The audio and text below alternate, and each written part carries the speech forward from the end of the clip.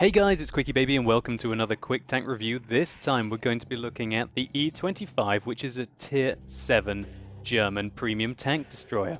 Now the E25 is a highly mobile, rapid-fire blitzkrieg of a tank that uses its mobility to out-position its enemies and use its rather impressive 75mm to rain death upon them. If that sounds like the tank for you, then stay tuned. I've got some gameplay coming up, and if you have no interest in this premium vehicle, then I'll show you how to take them out effectively on the battlefield. So the E25 costs 6,700 gold to purchase, and as it is tier 7, it can make substantial amounts of credits for each battle it participates in. Now it goes without saying that as it is a premium vehicle, you can use any of your German tank destroyer crew in this vehicle for no penalty. Now this vehicle has 830 hit points, it weighs just shy of 27 tons when it's fully equipped, and it has a whopping horsepower of 700. That gives this tank a ridiculous horsepower to ton ratio, which is made even sweeter considering this tank has a 65 km/h top speed limit,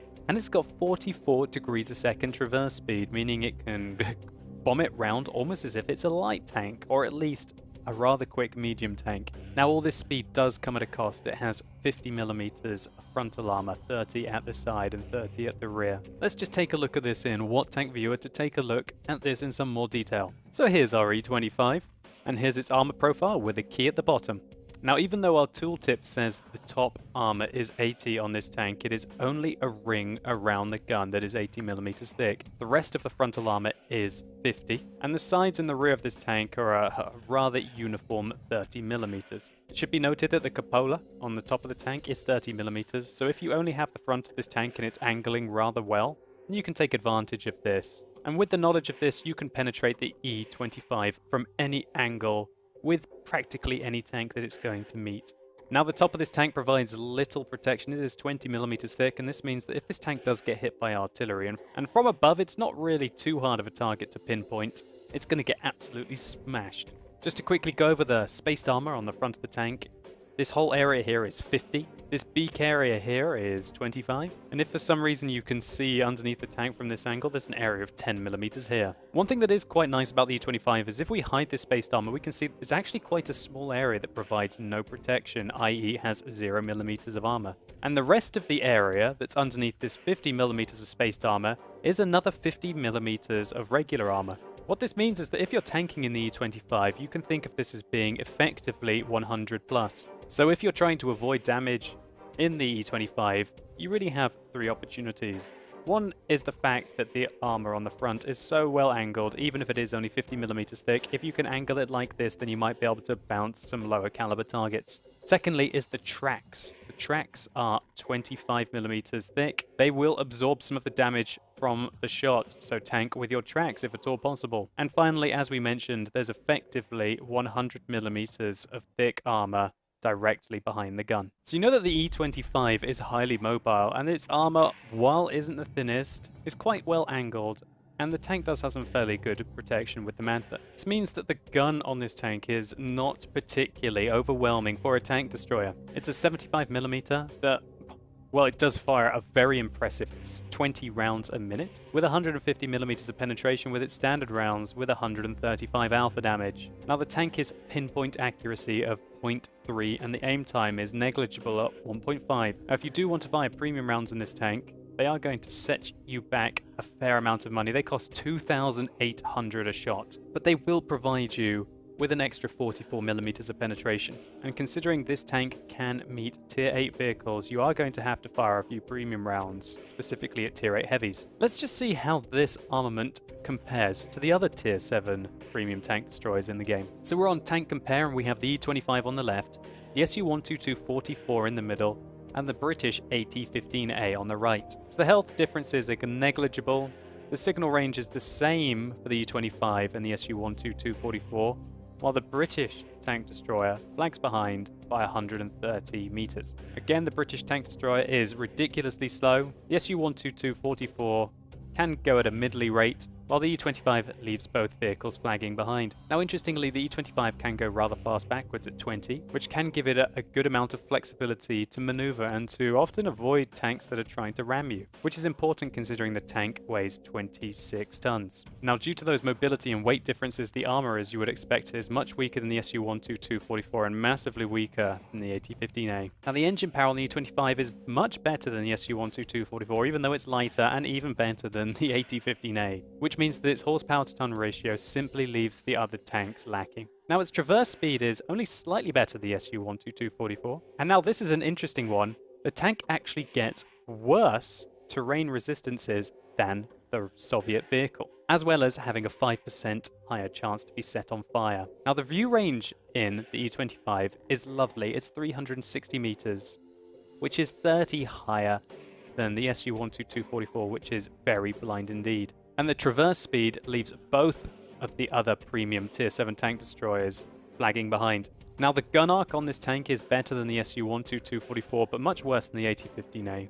Now this is the main comparison, the gun. So you have to shoot a target nearly 3 times for every time an SU-122-44 hits the target. And your alpha damage is even slightly lower than the AT-15A. It's also worth noting that your HE rounds, as they're so low caliber, will be pretty much garbage, whereas the 122mm fired by the SU-122-44 will be fairly competitive. Now your penetration is 21mm worse than the British vehicle and 25 worse than the Soviet vehicle. And your premium rounds are massively lacking behind the British vehicle and still lacking behind the Soviet vehicle. What's interesting as well is considering you have to fire 3 shells for every time the Soviet vehicle has to fire, your gold costs would become astronomically more expensive should you choose to fire premium rounds. Now looking at the rate of fire on these vehicles, the E25 fires 20 rounds a minute, the Soviet vehicle fires 7.5 rounds a minute, and the British vehicle fires just shy of 14 rounds a minute. So if we look at the DPM, the Soviet vehicle has massive amounts of DPM more than the British vehicle, nearly half. That's just simply ridiculous. And even 10% more than the E25. Now what makes this even worse is the fact that you do have to fire and hit 3 rounds with the E25 for every round that you hit with the Soviet vehicle. And when you fire the first shot, the enemy will be like, oh gosh, maybe I should pull back. So quite often with the SU-122-44, you can ambush a lot harder than you could with the E25. And even still, your DPM is better, even though you've got much higher alpha damage. However, the E25 is more accurate than the British vehicle and significantly more accurate than the Soviet vehicle. And its aim time, which is extraordinary, it's 1.5, is better than the British vehicle, but it's massively better than the Soviet vehicle. And let's not forget about the gun depression. It's 8 degrees, which, albeit is worse than the British vehicle, is double that of the Soviet vehicle. Now I've just compared the 3 Tier 7 premium tank destroyers in the game, and unless you went looking, you wouldn't be able to find out one of the most important differences between the E25 and the other two. And that is that the E25 gets premium matchmaking. It can never meet Tier 9 vehicles, while the SU-122-44, and for some bizarre reason the AT-15A as well, can meet Tier 9 vehicles. And because of this, it makes the E25 very much more competitive than it otherwise would be against the other 2 tank destroyers. So that's quite enough theory crafting. Let's see how it does in some gameplay. So here we go. I'm playing on Lakeville along with Jingles in his E25 and Ike is driving in his and Panther M10. Oh no. I always laugh at Ike when he has to play that monstrosity. So, straight up, I am going to rush the center of the map with the E25. I want to get spotting for my team. And I want to make use of the camo rating to put pressure on my opponents quickly. So here we go. First shot, a bounce. A bounce. I decided to load premium rounds already because with the 150mm of penetration that I have, it's very hard indeed to penetrate any of those Tier 8 vehicles, even in the side. So we've managed to do 2 damaging shells already, even though we fired some premium rounds. I'm firing regular rounds now, but you guys are going to get a very brutal awakening about what this 75mm is capable of. Still, I held that IS in position and completely wrecked him. Now we're looking for the side of this T-32. Hopefully he continues. Now he's going to stop. And we've lost sight of him. So we didn't get spotted once during that entire barrage that we put on the opponents. The camera rating on the E25 is quite nice. Even though I don't think I'm using a camo net here. I think I use a rammer and vents on this vehicle. So there's a KV-13. It's a tier 7 Soviet medium tank. We have shots into his side. And look at this rate of fire. Some really nice DPM here. And you're really seeing this .3 accuracy. So I'd rather shoot the KV-13 in the side than the front of an IS, that's for sure. Now we've taken him out, we're going to start shooting at the IS. That's 2 bounces so far. 2 bounces and 1 pen. 3 bounces and 1 pen. And now I'm firing premium rounds because I got frustrated. And oh, here's an ELC. Oh! Not today, ELC. Not today. And that's the kind of mobility that you get in the E25. Now we're just going to stay hidden until we re-stealth. I was able to quickly negotiate the terrain and take out that pesky little light tank. So now we're going to engage this IS again. Oh, we got spotted that time. Let's pull back. Looks like that T-43 was able to catch a glimpse of us. So we're going to remain back in cover until we're not spotted again. And wow, here we go. I think that is the back of a Carnarvon. I got spotted, but I've just decided that it's not a Carnarvon, sorry, it's a Centurion. And we set him on fire, now we need his lower plate.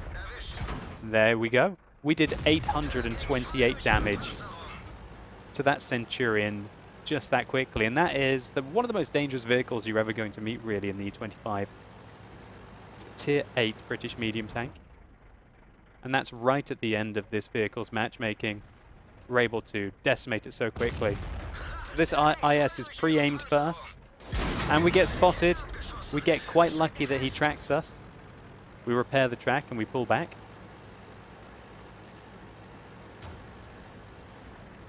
I think it must be this T-43 that's spotting us, so I decide to put some pain on him to try and take him out quickly. Oh! And we finish him off. So really, what I'm showing you this replay is so you can get an idea of the gun performance on the E25. So far we've had a meaty game by any standards in the E25, finishing on 3,000 damage that we've seen already. I'd be very happy with this. We didn't penetrate. We missed that shot. That was a poor shot. It looks like he's back into cover. There he is. Okay, we've tracked him. Didn't pen him. Shell's missing.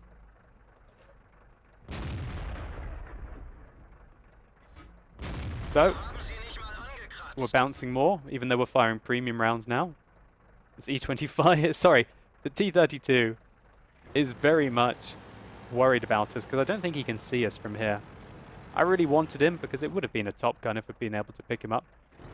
Looks like Jingles is about to go ham on the T-32.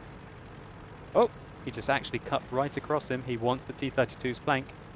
And unfortunately, Ike gets picked apart in his Panther M10. Now, looking back on this replay, I've made a massive mistake here, really. I could have had a fantastic game here. All I needed to do was about a minute ago realize that I could have used the mobility of the E25 to rush into position to be able to engage my opponents in close quarters. However, because of my armor and the fact that I'm reduced now to 381 hit points, all I have to do is really get sneezed on by the enemy and I'll be in a lot of trouble. And so I decided to keep the fight at long range, and all that it meant is that we didn't get our top gun and we spent the last minute of the game not really doing much. This replay was more or less focused on the gun performance of the E25 and how it does at long range. You saw the limitations of the penetration of the tank, even when firing premium rounds. However, it should be considered that this matchmaking is as bad as it could be in the E25. And usually you're firing at tier 5, 6, 7 vehicles rather than the amount of tier 8 heavies that we were trying to engage at long ranges here. Anyway, let's take a quick look at the post-game stats. So that was a mastery badge in the E25, and that was about it. Just a mastery badge. No battle hero medals at all.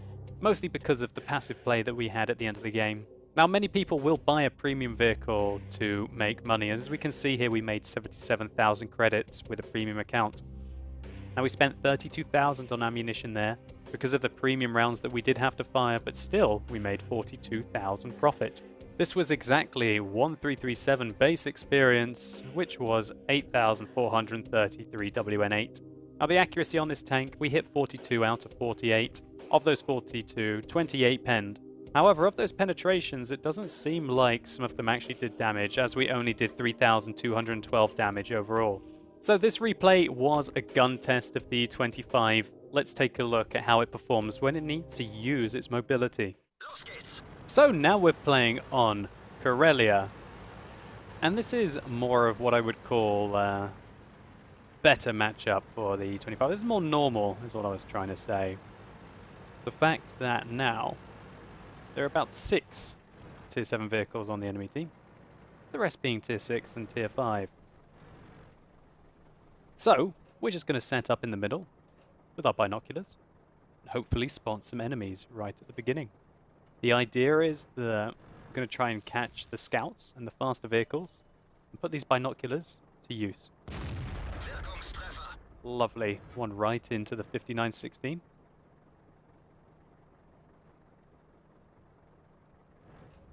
We have a heavy vehicle. I believe the VK3601H is now a heavy tank coming right across the middle. We put one into him. I gave a little bit too much lead on that shot. I don't know why I'm shooting the front of his tank so much. But that's where his engine is. And hooray, 713 damage done to that VK very quickly. Not the most successful game for that tanker. Now we have shots on this Hellcat. Oh, lovely. No more though, no more. So we're doing some good scouting. Well, at least we were doing some good scouting at the beginning. Now that KV-1S has put himself into a good position where he should be giving us a forward set of eyes. But I decide that I want to have a little bit more from this game. So I advance through the swamp, stopping to see if we have shots on the T1 Heavy. We don't have any shots there at all. So what I'm doing here, looking back on it, is actually quite dangerous. We haven't really spotted much of the enemy team. And if I was to get lit up, then there's no doubt really that the enemies that would be on that ridge line up there, just like that T25-2, would be able to take me out fairly quickly. However, this is a nice opportunity for the E25 to be shooting at a T25-2. It's just a shame we weren't able to get more shots on target.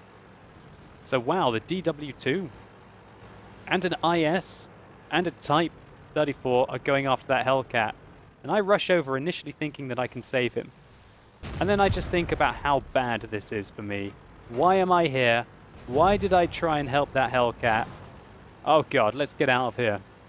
And as you can see, the E25 is very capable at running away, being a brave, brave, brave Sir Robin. I decide that I can stop here and avoid fire. From the west, we were getting shot out by a number of tanks there. Now, unfortunately for me, I've put myself in a very precarious position. There are 2 tier 7 heavy tanks located up the north. What I'm going to do is try and distance myself from the T25-2 and the flanks that were coming up from the south, and try and engage these tanks to the north. And here we have an M4A3E8. We track him with our first shot. He repairs. I didn't think he was going to repair as quickly as that, but he did. I tried to track him again. Unfortunately, the shell goes a bit low. He fires an HE shell at us with his 105mm.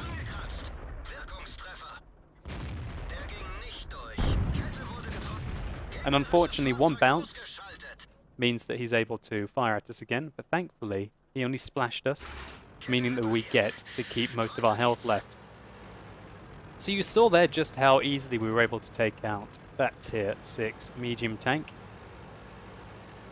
Thankfully for us, he wasn't using the more punchy gun that could have probably done a lot more damage to us. And he was firing HE ammo with his 105. So what my plan is here is to try and sneak up to be able to attack the Tiger 1 that's below me. And yes, this is where you want to be in an E25. 130, 270, 398, 522, 657, 786. You don't get many better opportunities than that. That Tiger looked like he was floundering around, unable to deal with us. And our 75mm putting round after round into the side and rear of his tank. Bit of a donkey drive there by me. I think I giggled a bit while I was playing that back on the live stream. But still, my plan is to sneak around, put some pressure up on the enemy. This game's still fairly even, we're only up by one tank. And you can see here just how mobile the E25 is. It's like a little racing car. So what we're going to do is situate ourselves up here and activate our binoculars. The enemy have got one artillery, an M44, and really if he hits anywhere near us, he's going to wreck our vehicle as we do only have half of our hit points remaining. Unable to spot him, I decide that it's time to continue. Now what I'm thinking right now is that if I was to go up onto the enemy's sort of camping ridge, there'd be a T-25-2 waiting for me. Am I going to win an engagement against a T-25-2 that the last time I saw him, he still had about 750 hit points remaining?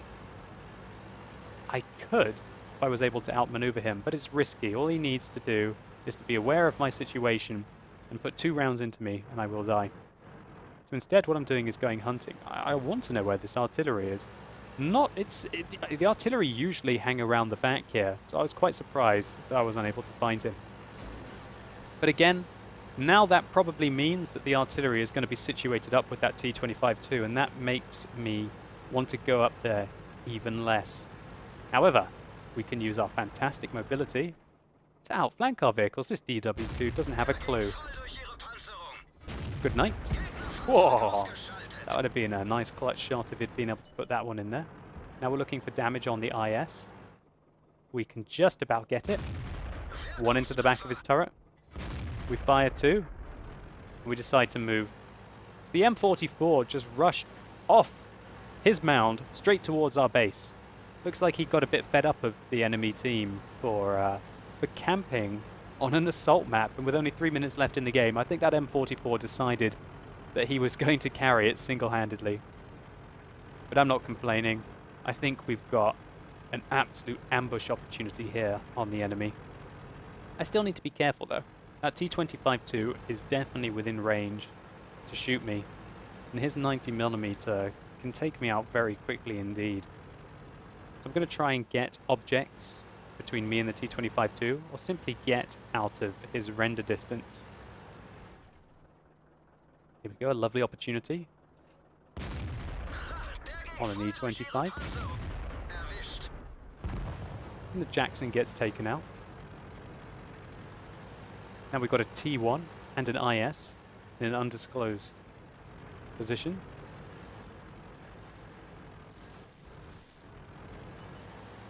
Ah, there's the T1 Heavy. And check out the maneuverability of this vehicle using that very high track traverse. Oh, there's an IS there actually. So we wait for the T1. No, we decide, okay, this IS doesn't know where I am. He's advancing, he's advancing. Let's make this kill shot. Oh, a bounce. But thankfully he angles his tank more flush so that we're able to penetrate him. Who put that there? Who put that there, I think I was saying when that happened. Oh, there's a Type T-34. Put 1 into him. 2. 3. 4. And that's how quickly you can take out the entirety of a Tier 5 tank in the E25. Again, just check out the maneuverability on the E25. It's absolutely beautiful. And that T25 too that we've been going on about for so long is here. We're going to try and use this rock to avoid fire. And oh god, he puts a shot into the back of our tank. Great shot by him there. He put an absolute little... Let's just pause that for a second. Look at that little skim shot. He had the smallest amount of my vehicle there to be able to put a shell in. I believe it was this one up here. And if you get hit in the back in the E25, looks like it's got a very high chance to set you on fire, as this does have a petrol engine. However, we're going to use this rock to try and avoid fire from the T25 too. I don't really want to die at the end of this game and feed this guy a kill. I'd rather wait till I get a bit of backup. Hopefully put 1 or 2 shells into him myself. And there he is. I decide to drop down the slope. I don't think he can see me because of the low profile of the E25. I'm just hoping that he misses. He does. So I reverse up to put a shot into him. But thankfully the Tiger and the IS finish him off. And there you have it, a textbook example of E25 gameplay. You got to see how the gun works. And you saw that the E25 has the mobility and the flexibility to keep that gun singing.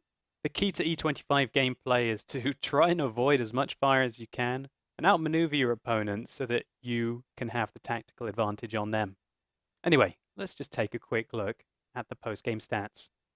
So this time we got a series of battle hero medals. We got a high caliber medal, a top gun, and a tank sniper medal. We made nearly 96,000 credits, of which 87,000 were profit, as we didn't have to find nearly as many premium rounds because of the fairly standard matchmaking of this game. So this was 4,448 experience, 4-hour double, that's 1,483 base, which is undoubtedly a mastery badge, just shy of 10,000 WN8, this time traveling 3.76 kilometers. So we took 3 hits, of which 3 penetrated, and we didn't have very much health left at the end of the game. From that, you guys should have got a fairly good idea of what the E25's armor is, and that's that just don't depend on it. Don't depend on it at all. And if you see an E25, fire everything that you've got at it, because it's very likely to take it out rather quickly. So hopefully those 2 replays showed you everything that you need to know about the E25. It's a fun little tank and I do fully recommend it. Personally for me, I feel that the penetration is rather underwhelming, and without a turret or any armor, it's rather tricky to make it work sometimes if you can't simply outmaneuver your opponents. For me, I'd probably rather play an SU-122-44, but it's a completely different kind of tank that will match a completely different kind of playstyle. One of the things that's exciting about the E25 is that next patch, all of the tank destroyers, apart from the premium ones, are going to have their camo ratings slashed after they fire. That means that there's a real opportunity for the E25, especially if maybe you drop out the vents for a camouflage net, to be one of the few remaining overpowered tank destroyers with regards to firing and not being seen.